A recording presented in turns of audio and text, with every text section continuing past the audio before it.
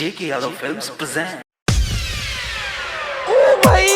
मारो मुझे मारो मारो मुझे मारो मारो नहीं ये मजाक हो रहा है। एक सेकंड यार मजाक हो रहा है।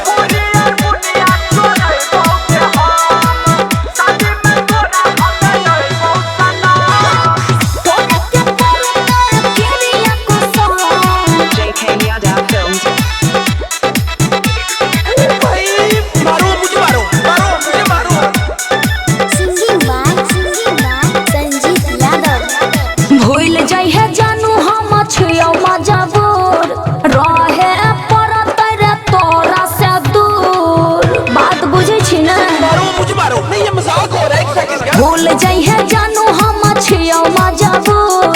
रहे परत रे तोरा से दूर तोरे के परत किरिया कसम तोरे के परत किरिया कसम सुन शादी में तोरा हमें यही बहुत सनम पूरी और बुनिया छोड़े बोगे हम मत करिए शादी में तोरा हमें यही बहुत सनम की कि तू मारो मुझे मारो मारो मुझे मारो मारो नहीं ये मजाक हो रहा है। एक सेकंड यार मजाक हो रहा है। बबलू बंसाली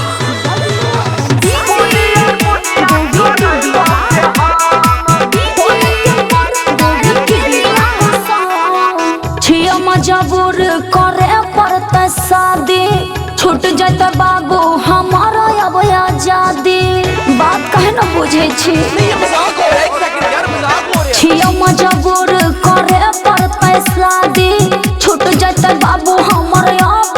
आजादी तोरा से अलग हम जी नहीं पाई बौगे काहेला तू भूल जभी मगर हम नहीं भुलाई बौगे देखियो तोरा दिल के जखम कोना देखियो तोरा दिल के जखम शादी में तोरा हमें यही बहुत सनम की पूरी और बुनिया छोड़े बौगे एहन काम नहीं करिए शादी में तोरा हमें यही बहुत सनम पगलाल छी की चूड़ा छोड़े बौगे हम अरे बाप रे बाप मारो मुझे मारो मारो मुझे मारो मारो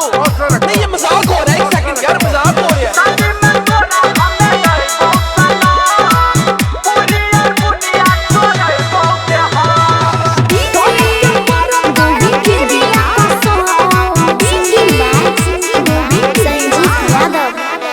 तोरे नहीं छियो संजीत तोहरा दिल रे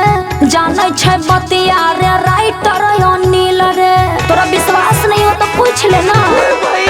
मारो मुझे मारो तोरे नहीं छियो संजीत तोहरा दिल रे जाने छै बतिया के राइटर अनिल रे ले जइहला से हमारा अपना तू डोलिया एहन नहीं बोलना सके लई जान हमारा जहर के गोलिया राधा सुमित के दे देली आई बच्चा राधा सुमित के दे देली आई बच्चा शादी में तोरा हमें यही बहुत सनम की पूरी और बुनिया छोड़े बौगे हमरे क्रिया छो तोरा शादी में तोरा हमें यही बहुत सनम एहन नहीं बोलना चूड़ा छोड़े बौगे हम सॉरी मारो मुझे मारो मारो एकदम इन्होंने वक्त बदल दिया जज्बात बदल दिए जिंदगी बदल दी। JK Yadav Films